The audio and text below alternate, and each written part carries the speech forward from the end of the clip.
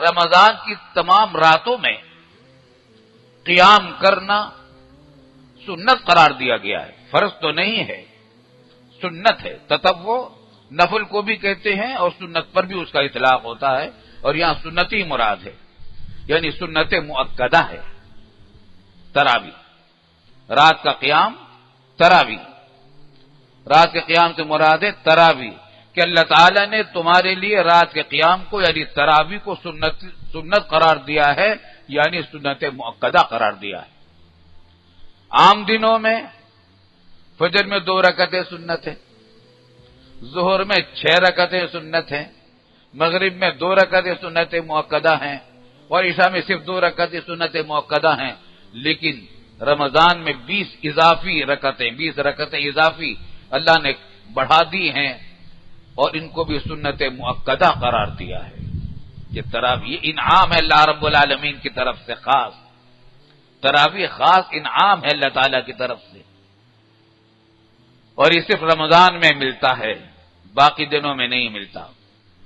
یہ تراویح نماز جماعت کے ساتھ ادا کی جاتی ہے، اور اس میں سنت یہ ہے کہ پورا قرآن کریم پڑھ کر یا سن کر ختم کیا جائے رمضان میں کم از کم ایک بار تراویح کے اندر۔ تو تراویح میں 3 باتیں ہیں جن کو لحاظ رکھنا ہے۔ ایک یہ کہ رکعتیں 20 ہوں، 2 رکعت کر کے 20 رکعتیں۔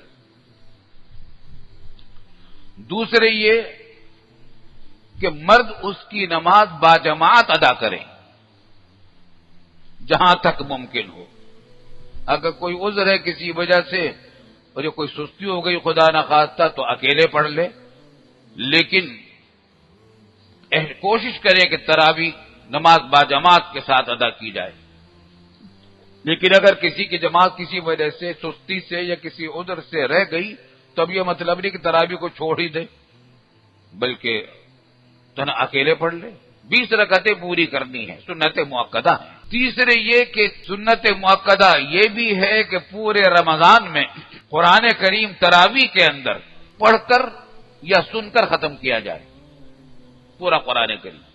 چنانچہ جب جو شخص تراویح باجماعت ادا کرے گا مسجد میں، اگر وہ امام جو پڑھاتا ہے تو اس کی 20 رکعتوں میں قرآن کریم پڑھ کر ختم ہوگا، اور اگر مقتدی ہے تو 20 رکعتوں میں پورے رمضان میں اس کا قرآن کریم سن کر ختم ہوگا۔ تو یہ سنت اللہ تعالیٰ اس کی ادا کروا دیں گے۔ تو باجماعت ہو مردوں کے لیے، اور پورا قرآن کریم تراویح میں پڑھ کر یا سن کر ختم کیا جائے، اور 20 رکعتیں پوری روزانہ کی جائیں۔ سنت عشاء کی سنتوں کے بعد وتروں سے پہلے اصل طریقہ یہی ہے۔ لیکن اگر کسی کو نماز میں تاخیر ہو گئی سستی سے یا کسی عذر سے، اور وہ تراویح میں شریک نہیں ہو سکا اور وتروں میں بھی شریک نہیں ہو سکا، تو وہ اکیلا 20 رکعتیں پڑھ لے اور اس کے بعد وتر میں شامل ہو جائے۔ اس میں ایک بات سمجھ لیجیے، کیونکہ قرآن کریم پورا ختم کرنا سنت ہے تراویح کے اندر۔ اب تراویح میں ختم کسی مسجد میں 15 دن میں ہو جاتا ہے، کسی مسجد میں 21ویں شب کو، کسی میں 23ویں شب کو، کسی میں 25ویں 27ویں۔ تو کوئی حافظ قرآن 2 پارے روز پڑھتا ہے، کوئی 1.5 پارا پڑھتا ہے، کوئی 1.25 پارا روزانہ پڑھتا ہے، کوئی 1 پارا روزانہ پڑھتا ہے۔ تو اگر آدمی کسی ایک امام کے پیچھے نماز پڑھے گا تب تو اس کا پورا قرآن کریم سن کر ختم ہو جائے گا یقینی طور پر۔ لیکن اگر اس نے کبھی اس مسجد میں پڑھا، ایک دن دوسرے دن دوسری مسجد میں پڑھا، مثلا پہلی ایک مسجد میں پڑھا تو اس میں 1.5 پارا سنا، اور اگلے دن جس مسجد میں پڑھا اس میں 2 پارے سنے، تو اور پھر اگلے دن پھر کسی اور مسجد میں چلا گیا، وہاں پھر 1.25 پارا ہوا، قرآن ختم نہیں ہوگا پورا۔ کسی دن پاؤ پارا رہ جائے گا، کسی دن آدھا پارا رہ جائے گا، کسی دن کوئی آدھا پارا ڈبل ہو جائے گا، حفظ پورا قرآن ختم نہیں ہوگا۔ اس واسطے مشورہ یہ دیا جاتا ہے نمازیوں کو کہ پہلے ہی سے اپنا پروگرام رمضان کے لیے تراویح کا ایسا مقرر کریں، ایسی مسجد متعین کریں جہاں آپ ختم قرآن تک روزانہ پابندی سے تراویح میں آ سکیں۔ جو بھی ہو، قریب کی مسجد ہو تو بہت ہی اچھا، نور علی نور، ورنہ دور کی مسجد ہو جہاں آپ پوری پابندی کے ساتھ 20 کی 20 رکعتیں امام کے پیچھے پڑھ سکیں اور پورا قرآن کریم اسی کے پیچھے ہو، ایسی مسجد کا انتخاب کیجیے، ابھی سے سوچ لیجیے۔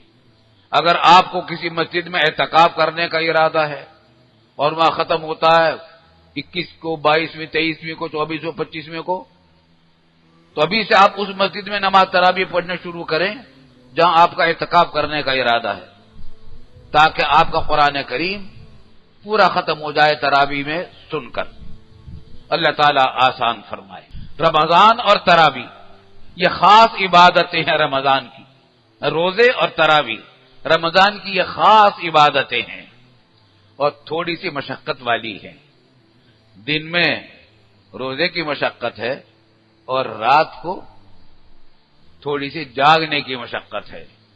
اس کے لیے جو لوگ الحمدللہ اللہ نے جن لوگوں کو توفیق دی ہے، اور الحمدللہ بہت لوگوں کو دی ہے، وہ رمضان سے بہت پہلے سے اپنے رمضان کے تمام کاموں کا، تجارت میں کام جانے کا، کاروبار کا، ملازمت کا، ڈیوٹی دینے اور ڈیوٹی ادا کرنے کا ایسا ٹائم ٹیبل اس طریقے سے بناتے ہیں کہ روزہ بھی ان کا صحیح ہو جائے اور تراویح بھی ان کی ہو جائے، اور ایسی کوشش کرتے ہیں کہ رمضان میں سفر کی ضرورت نہ پیش آئے۔